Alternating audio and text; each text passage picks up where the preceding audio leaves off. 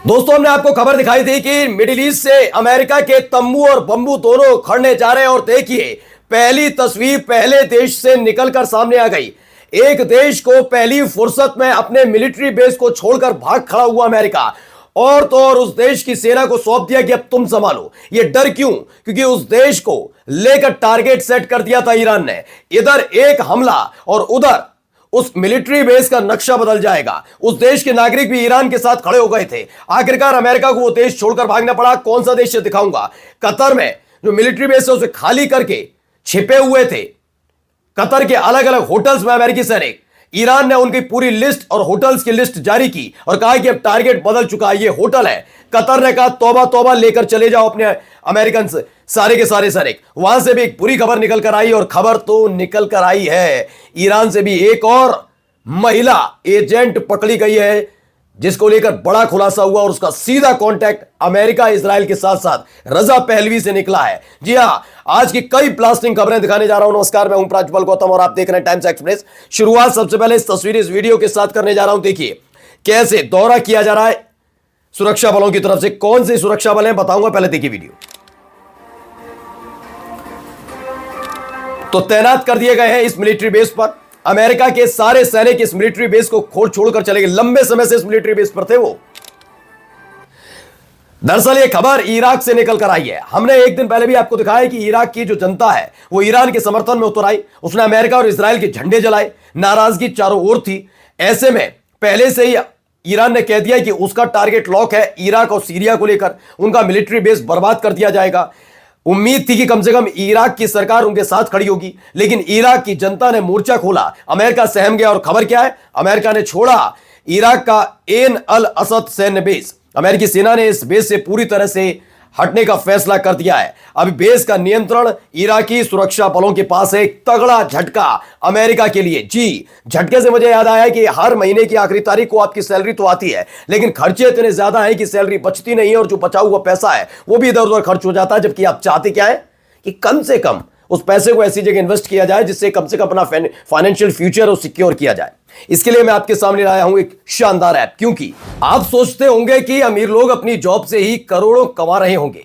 सच यह है, सिर्फ जॉब से कोई अमीर नहीं बनता। उन्होंने अपनी इनकम को स्टॉक मार्केट में इन्वेस्ट करके पैसा बनाया। पर अक्सर लोगों को आइडिया नहीं होता कि शुरू कहां से करें, और इसलिए मैं आपको इंट्रोड्यूस करवाना चाहता हूं मार्केट वुल्फ से। मार्केट वुल्फ ये एक सेबी रजिस्टर्ड ऐप है जो इंडिया में काफी तेजी से बढ़ रहा है।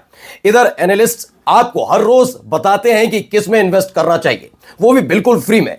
चलो मैं आपको दिखाता हूं कि क्यों ये ऐप इन्वेस्टिंग के लिए परफेक्ट है। देखिए, मैंने यहां लॉग इन कर लिया।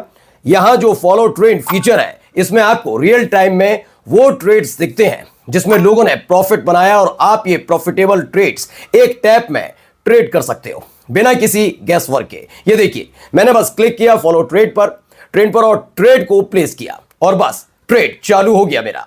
आप यहां बहुत छोटी इन्वेस्टमेंट अमाउंट से भी ट्रेडिंग शुरू कर सकते हो, और जिनको डर लगता है कि बड़ा नुकसान हो गया तो क्या करेंगे, उसका भी सॉल्यूशन है इनबिल्ट स्टॉप लॉस फीचर। मतलब जैसे ही लॉस एक लेवल तक पहुंचता है, ये खुद स्टॉप लगा देता है ताकि आपका ज्यादा नुकसान ना हो। देखिए, प्रॉफिट ट्रेंड के हिसाब से मूव कर रहा था। मैंने स्टॉप ट्रेड क्लिक किया और बस 1306 रुपए का प्रॉफिट बुक हो गया।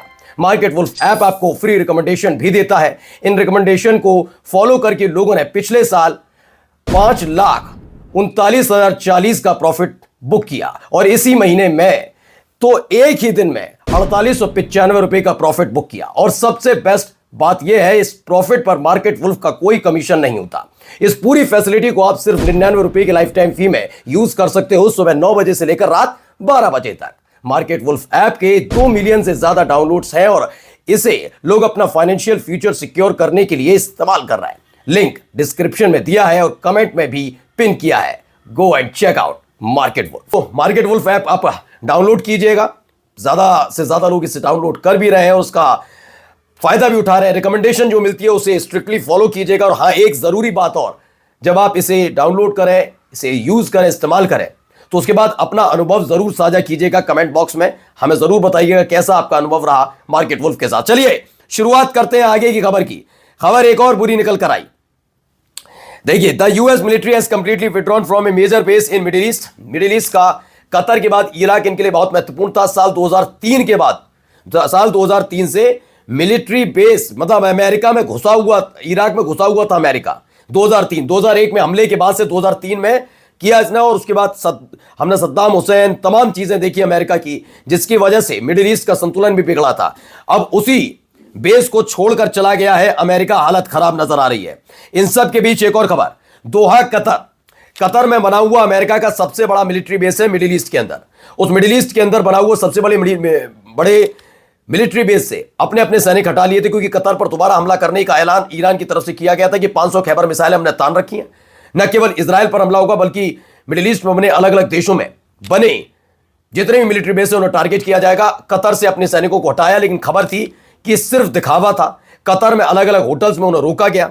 ऐसे में ईरान ने वो पूरी लिस्ट होटल्स की सबके सामने रख दी जहां पर अमेरिकी सैनिक रुके हुए हैं, और कतर से कह दिया कि याद रखिएगा, मिलिट्री बेस तो खत्म करेंगे ही करेंगे, लेकिन हम हमला इन होटल्स पर भी करेंगे। फिर यह मत कहिएगा कोई दिक्कत परेशानी है आपको, क्योंकि आपने अमेरिकी सैनिकों को छिपाने का काम किया है। उसके फौरन बाद एक और खबर आई।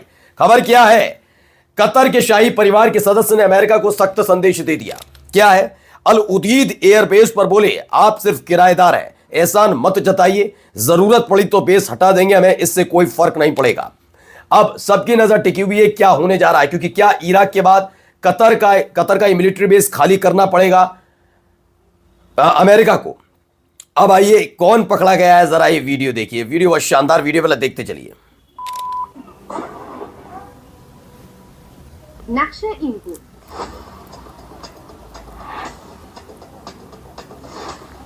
وقتی هسته‌های مسلح تروریستی یا به گفته آنها نیروهای ویژه شهر را به دست گرفتند، از یک زن رونمایی شود که میدان را به دست بگیرد. चलिए मैं बताता हूं इसमें क्या कहानी है। ईरान को स्थिर करने के लिए पेंटागन और अमेरिका और इजराइल, मतलब अमेरिका का ये पेंटागन और इजराइल की साजिश की सरगना है नाज़नीन बरदारन, एक महिला है, उन्हें पकड़ लिया गया। इसमें बताया गया है कि कैसे पेंटागन में उसकी सहायक का नाम, रजा पहलवी से उसके संबंध और बहुत कुछ चीजें हैं जो इस पूरी वीडियो में बताया गया। रजा पहलवी कौन है, पहले ईरान के बारे में थोड़ा आप समझ लीजिए। ईरान दुनिया का तीसरा सबसे बड़ा तेल वाला भंडार वाला, तकरीबन 209 बिलियन बैरल इनके पास इस समय है तेल, फिर भी हालत बिगाड़ने की कोशिश की जाती है। इसके तेल और गैस पर लगातार अमेरिका की नजर है। जब रजा पहलवी को ये लेकर आए थे, राजशाही दोबारा शुरू कराई थी अमेरिका ने अपने दबाव में, तब अमेरिका और ब्रिटेन पश्चिमी देशों ने जमकर शोधन किया था, यानी कि जमकर तेल गैस निकाल लिया था। और ईरान के दम पर ही बहुत बड़ा मजबूत देश अमेरिका बन पाया, क्योंकि ईरान के गैस के दाम क्या होंगे, तेल के दाम क्या होंगे, किसको बेचेगा किसको नहीं बेचेगा, यह अमेरिका तय कर रहा था।